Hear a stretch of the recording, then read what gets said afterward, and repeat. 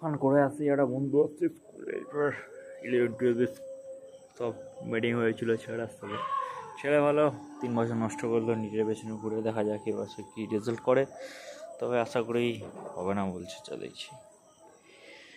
তো চিলফান মারছি, যাবো একটু ঘুরতে, আবার কি, এটাই তো লাইফ বস। চুলটা পুরো ব্যাগা চুলের মধ্যে কেটেছি, এটাই মজা বস। লাইফে মজা করতে হবে। পড়াশোনা আজকে তো কিছুই করিনি, এসে দেখি একটু হালকা পড়তে বসতে হবে, নাহলে হবে না। একটা 10 মার্কসের কোশ্চেন আছে, ওটা ভালো করে পড়ে নিতে হবে। কাল থেকে নেক্সট পেপার শুরু করবো, তার আগে সবটা ঝালাই মেরে নিতে হবে, নাহলে পুরো হবেই। পড়াশোনা হচ্ছে না, পড়াশোনা হবেই করে, পড়াশোনা মনই তো নাই।